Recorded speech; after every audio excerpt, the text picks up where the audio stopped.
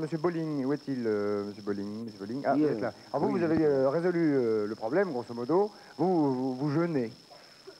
oui, Oui, et vous prenez le jeûne. je ne peux pas dire que je résolu le problème parce qu'aujourd'hui j'en ai découvert que ça me fait peur. Et je pense que tout le monde est conscient que dans l'assiette, on trouve des toxines. On les retrouvera dans nos tissus.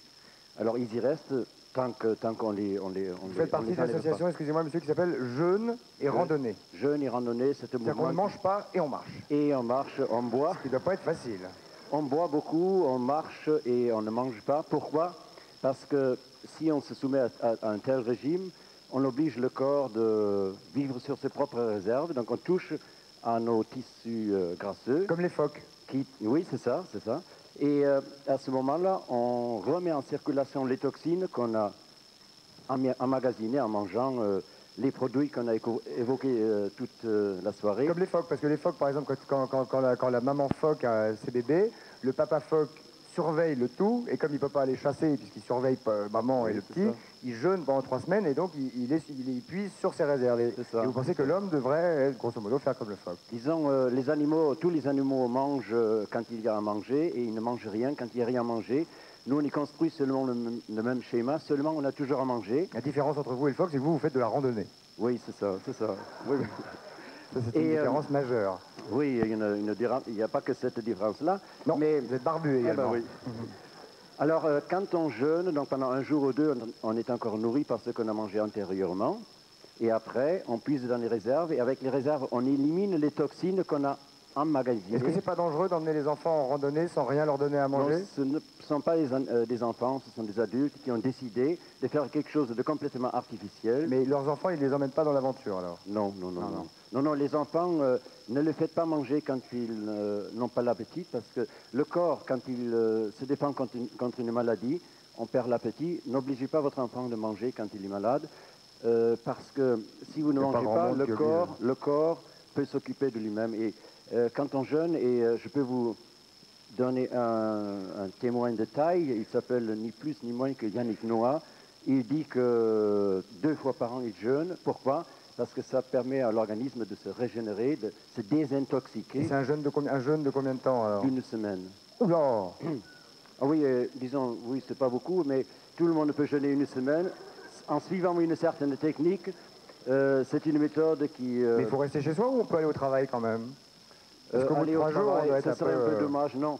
Si je dis que ce sont des vacances pour l'organisme, créez plutôt un cadre de vacances, donc éloignez-vous de chez vous, quittez la pollution de Paris aussi, parce que les toxines viennent aussi de là, ils viennent de l'eau, quelqu'un a parlé de l'eau. Faire gaffe quand même, sur une semaine de jeûne, je ne voudrais pas qu'on se retrouve avec 25 personnes dans les pommes ou dans une... Non, non, attention, non. Tout le monde ne peut pas faire une semaine de jeûne.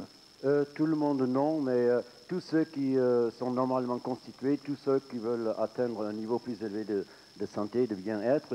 Yannick Noah a dit après une semaine de jeûne, j'ai le turbo, et c'est peut-être sur ce turbo-là qui a permis à l'équipe féminine de gagner la coupe il y a 3 semaines. Oui, c'est parce que c'est lui qui a jeûné et c'est les filles qui ont gagné. Oui, oui. Non, c'est lui qui débordait de l'énergie et il l'a transmis. Hein. On sait très bien qu'il a une influence très positive. Monsieur Bruno, vous pourriez faire une petite semaine sur vos réserves. Moi, même deux. D'ailleurs, moi, je ne sais pas, mais monsieur, moi, je sais pas. Est-ce que je pourrais marcher si je mange pas? Oui, vous pouvez le faire parce que on a beaucoup de réserves de graisse pour commencer. On a des réserves. Vous, pas beaucoup. Oui, pas beaucoup parce que je jeûne beaucoup.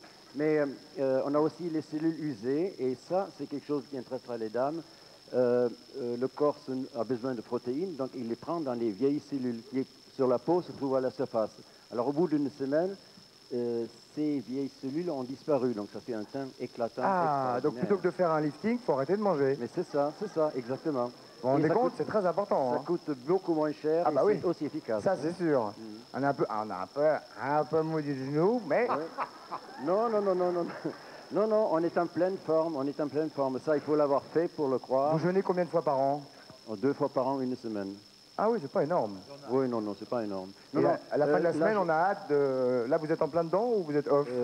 Disons, je fais un salon qui s'appelle Marjolaine et ça, c'est un mi-jeûne parce que quand on a du monde toute la journée, on n'a pas bien de temps de... Et le mot déjeuner vient de là, d'ailleurs. Il vient de là. On jeûne et on déjeune. On jeûne et on déjeune.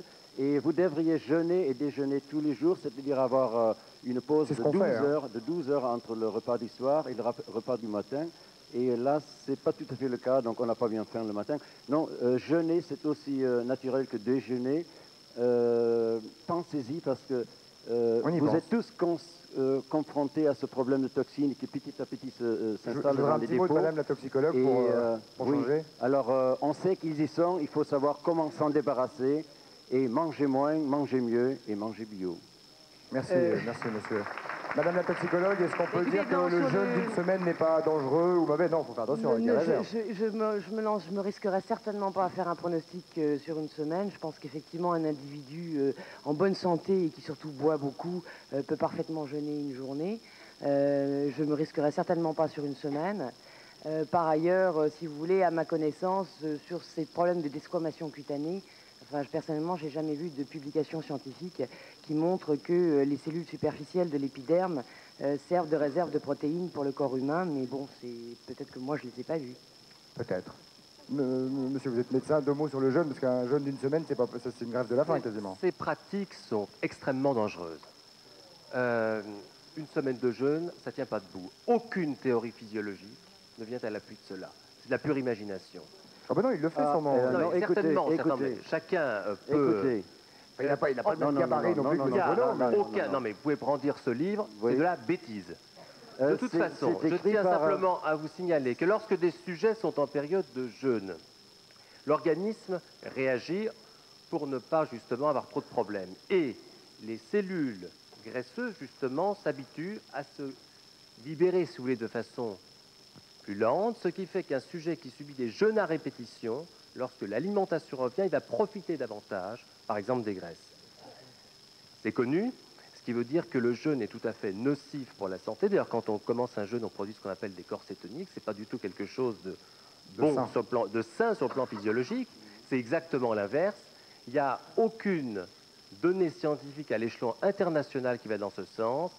Et par contre, ce qu'on est certain, c'est qu'il y a eu pas mal de décès sur des jeunes qui étaient... Oh là là là là là là. Oui, non mais... Oh là là là là. Attendez. De toute façon, ces données ne tiennent absolument pas debout. Il est dangereux de conseiller à des personnes de se lancer dans de telles aventures. En revanche, la randonnée, ils peuvent. La randonnée, par contre, alors là, j'appuie, la randonnée, c'est une très bonne chose. Marcher est une chose très saine, très bonne pour la santé. Vous pouvez manger des produits bio sans aucun problème, c'est tout à fait sain. Mais le jeûne, non, certainement pas. Non au jeûne. Non. Merci, donc docteur. là, vous l'avez dit en français et ça explique votre point de vue parce qu'il suffit de quitter le pays pour trouver des cliniques de jeûne qui fonctionnent depuis des années et qui ont des résultats sur des maladies que la médecine traditionnelle n'est pas capable de traiter. Là, ça sera un truc sur les médecines douces, on en reparlera. Vous reviendrez nous expliquer comment on peut soigner une maladie grave avec rien et en jeûnant.